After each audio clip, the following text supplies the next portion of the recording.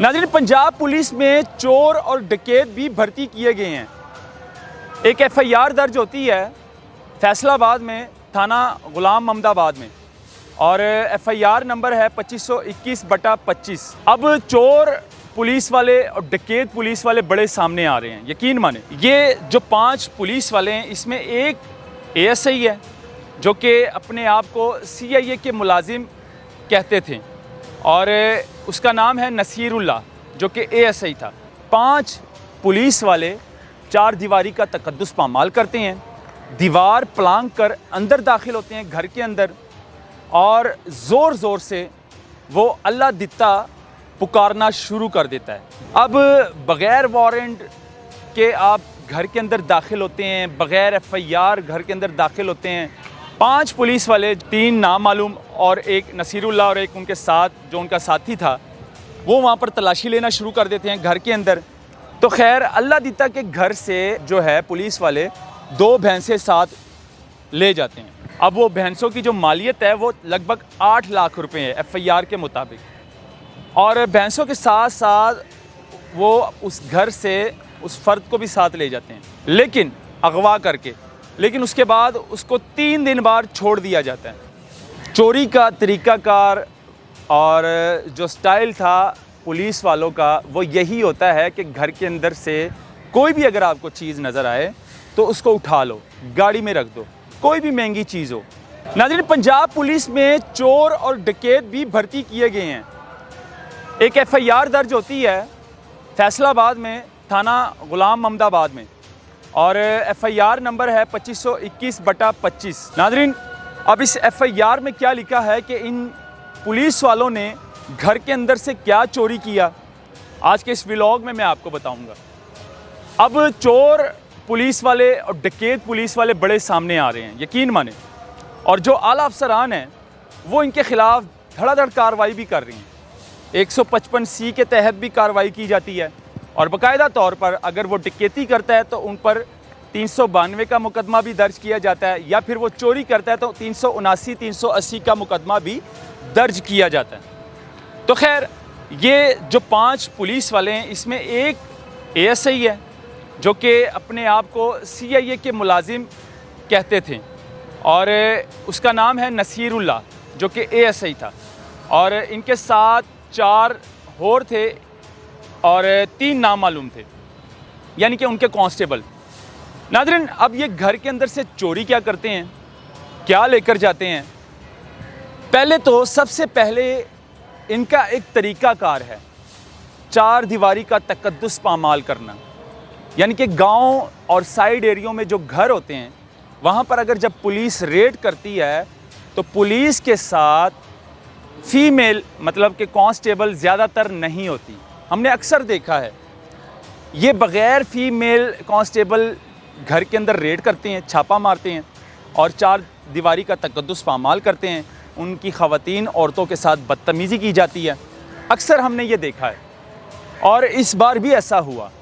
इस एफआईआर में नाज़रीन ये लिखा है कि 5 पुलिस वाले 4 दीवारी का तकद्दुस पामाल करते हैं, दीवार पलांग कर अंदर दाखिल होते हैं घर के अंदर, और ज़ोर ज़ोर से वो अल्लाह दित्ता पुकारना शुरू कर देता है, जो एएसआई साहब थे, और ये अपने आप को सीआईए के मुलाजिम कहते थे।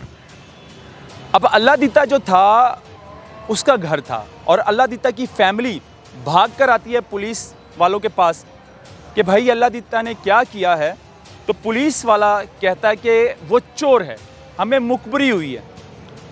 अब बग़ैर वारंट के आप घर के अंदर दाखिल होते हैं, बग़ैर एफआईआर घर के अंदर दाखिल होते हैं, फिर वहाँ से उठा भी लेते हैं बंदे को भी, और जो हाथ लगता है आप ले जाते हैं। खैर, 5 पुलिस वाले, 3 नामालूम और एक नसीरुल्लाह और एक उनके साथ जो उनका साथी था, वो वहाँ पर तलाशी लेना शुरू कर देते हैं घर के अंदर, चीज़ें तलाश करना शुरू कर देते हैं। जो तरीक़ाकार होता है पुलिस वालों का, चीज़ें तोड़ना, गिराना, अलमारी खाली करना, तलाशी लेना पूरे घर की। उनको कुछ भी नज़र नहीं आता, कुछ भी नहीं मिलता, तो उनकी नज़रें माल मवेशी पर पड़ती हैं। अब माल मवेशी जो डंगर हैं वो गांव में सब रखते हैं ज़्यादातर घरों के अंदर, तो बकरियां, भैंस, इस तरह के जो माल मवेशी है वो घरों के अंदर रखते हैं लोग। तो खैर अल्लाह दीता के घर से जो है पुलिस वाले 2 भैंसें साथ ले जाते हैं। अब वो भैंसों की जो मालियत है वो लगभग 8 लाख रुपए है FIR के मुताबिक, और भैंसों के साथ साथ वो उस घर से उस फ़र्द को भी साथ ले जाते हैं, लेकिन अगवा करके। लेकिन उसके बाद उसको 3 दिन बाद छोड़ दिया जाता है। उसको छोड़ने के बाद वो भैंसें जो थे वो वापस नहीं करते पुलिस वाले, वो अपने पास रख लेते हैं। तो खैर फिर उसके बाद क्या होता है, ये FIR दर्ज होती है इन पुलिस वालों के ख़िलाफ़ जो अपने आप को CIA के मुलाज़म कहते थे। नसीरुल्लाह जो कि ASI है, उसके ख़िलाफ़ FIR दर्ज होती है थाना गुलामाबाद में, और मुकदमा दर्ज किया जाता है 380 का इनके ऊपर। चोरी का तरीक़ाकार और जो स्टाइल था पुलिस वालों का वो यही होता है कि घर के अंदर से कोई भी अगर आपको चीज़ नज़र आए तो उसको उठा लो, गाड़ी में रख दो, कोई भी महंगी चीज़ हो।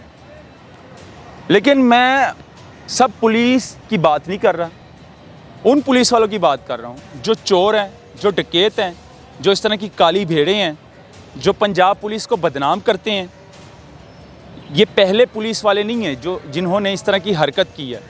इससे पहले कई FIR दर्ज हो चुकी हैं, चोरी की भी और डकैतियों की भी, पुलिस वालों के ऊपर, जो कि ये यूनिफॉर्म का गलत फ़ायदा उठाते हैं और यूनिफॉर्म में ही डकैतियाँ करते हैं, चोरी करते हैं। नाज़रीन, अगर माजी में देखा जाए तो लाहौर में 2 सब इंस्पेक्टरों के ख़िलाफ़ डकैती का मुकदमा दर्ज हुआ।